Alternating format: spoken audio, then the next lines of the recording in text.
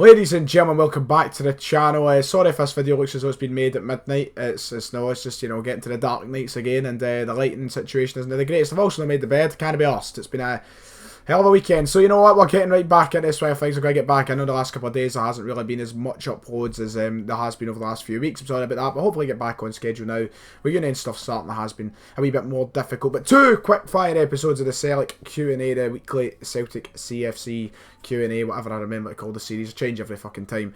Obviously there's one during the week. We kind of pushed it back because of the old firm last weekend, and now there's a second episode within the space of, you know, a few days, as I try to get it back to every Sunday again. So here we are, ready for episode 6 of the CFC Q&A. You already know how it works by now if you're new to the series, and make sure and go back and watch previous episodes. If you want to get involved, make sure go and follow at CFCQA118 on Twitter, where you can submit your questions every week when the tweet is posted. But enough wasting any time.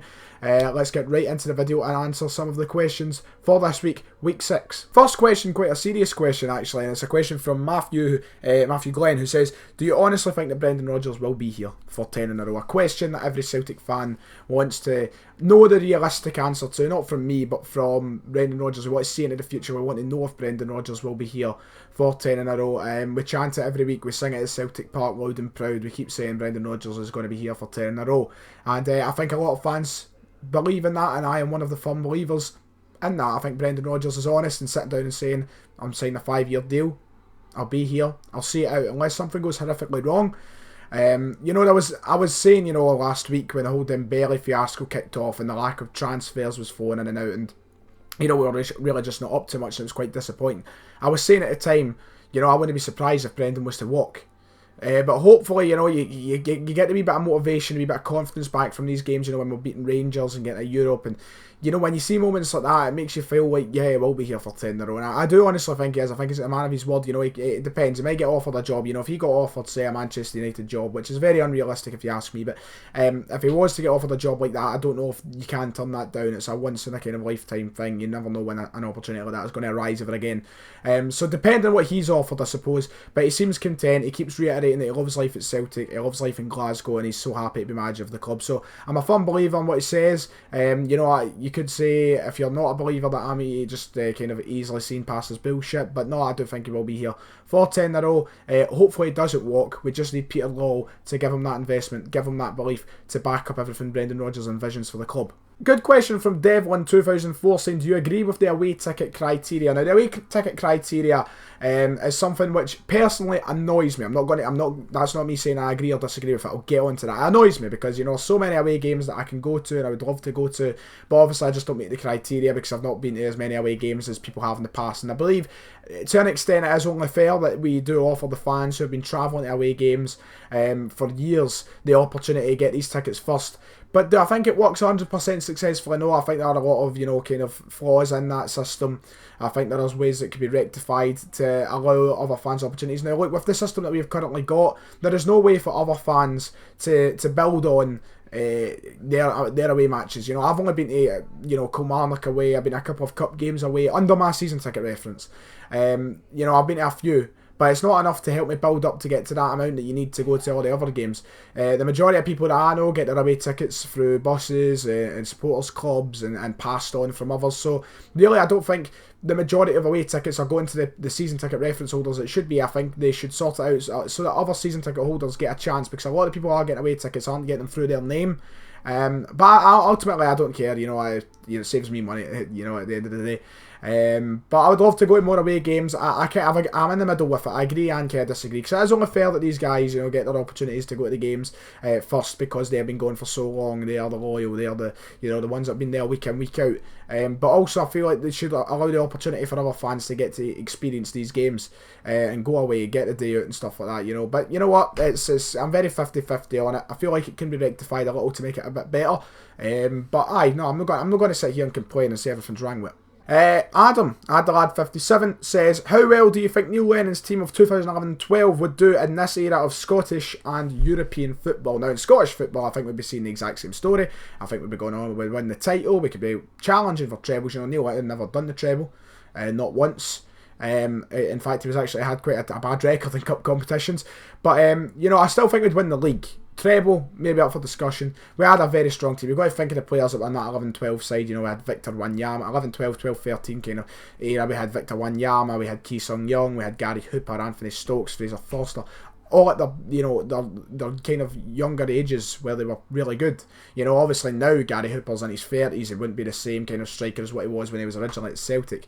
But no, that team is a team that in Scotland I think could do the same as what Brendan's team is doing just now. I don't think it is as good as our current squad, but it could be doing equal to or maybe just less than what that side is doing. In European football, you know, it's changed dramatically in even the space of 5 years, European football in my eyes. If you ask me, my firm opinion is that European football has drastically changed over the last 5 years. Since the transfer of kind of Gareth Bale, I feel like it has really just went...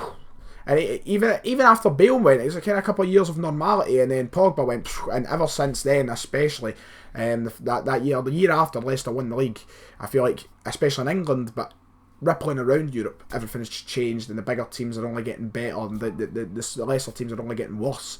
I feel like that is the direction it's kind of went in, and I feel like it would really struggle. I don't think it'd be anywhere near as successful as the side in 2012 when we were beating Barcelona, example, and I don't think it would be even much better than the squad we have right now in the Champions League. So I don't think in Europe it'd be up to much, but domestically I think it would still be doing a job. Ryan67 CAFC, good name Ryan, says, do you think Celtic have the best two centre-backs in Iron Beata and any other team in the league, and goalkeeper and Gordon? A lot of people are going to disagree with the statement there and right away with the goalkeeper one. I think a lot of people now may be swaying towards that Alan McGregor's the best keeper in the league. Personally, I still think for shot-stopping attributes, Craig Gordon.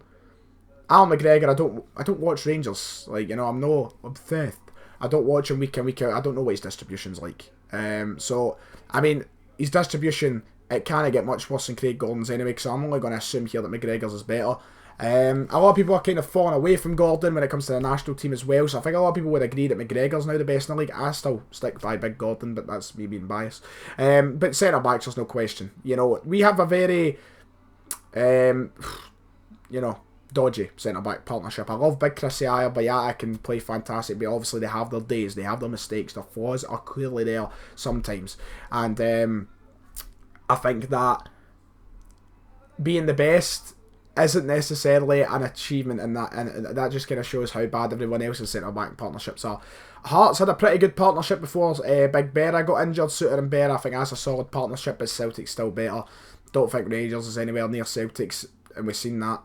I don't think Aberdeen's is anywhere near it. I don't think Hibs is anywhere near it. The closest I would have said before Berra's injury would have been Hearts, but Celtic have the best in the league in my opinion, centre-back partnerships. Will asked, do I think that Kundai Benyu will ever get near the starting 11? I mean, by the looks of things, no. I think it's another one of these kind of younger signings where we're hoping for something out of it, but ultimately we won't. I just don't see him getting his chances. He's been loaned out now twice. I don't think he's up to anything special. We've seen him play a handful of minutes. That's all I've seen him play for Celtic. It was a friendly, and we were playing, was it Wolfsburg or Lyon? It was one of the games. I think it was Wolfsburg. And they couldn't just keep falling at his own feet. He looked decent some points, then other points just looked lost, clueless. I just don't see him getting out of the team for Celtic. I think Brendan Rodgers would have gave him more of an opportunity by now. A lot of fans might want to see him get a chance. I'm not too bothered personally. As long as he can turn it up a notch, as long as he is good enough, then he should deserve a chance. But right now I've not had any evidence or seen anything that would suggest he's good enough. I don't watch Oldham, and that's who he was on loan to. And if he's on loan to Oldham, let's be honest, it's not Celtic quality. So I don't think anytime soon we should be expecting or will be seeing Kundai Benyu near the starting 11. Connor Spence asking the hard-hitting questions here. Lose the league to Rangers or lose the Europa League final to Rangers? Right, let's get one thing straight. Your Rangers or us are not making the Europa League final. But I'll put it as a hypothetical question. I will understand that it's for the purpose of a video and it's for the purpose of entertainment. If both of us somehow got to a European final, the same final, that would be craziness. That would be absolutely insanity. So I mean, right away, there we go. That's something to be happy about. It would be a great day out. I'm sure that all fucking travelling supporters somehow. I mean, just think of the chaos of travelling. You know, we couldn't all fly out for the same airport. There would be death. There would be genuine death. So I don't know how Baku would control the situation, but I don't know what I'd rather lose, because, you know, obviously we've cried on about 10 in a row now for the last 7 years. It's been the vocal point of Celtic fans. And we're so confident we're going to get it, but at the same time, imagine the sting of losing a European final to Rangers. We wouldn't hear the end of it either way. I genuinely don't know what won. Because a European trophy, a European final comes around every God knows when, but the chance for 10 in a row comes around every God knows when. That is such a difficult question, Connor. I hate you. Oh, what would I rather lose? I don't know. I really don't know. That is a difficult one because there's got to be people that can play in either way.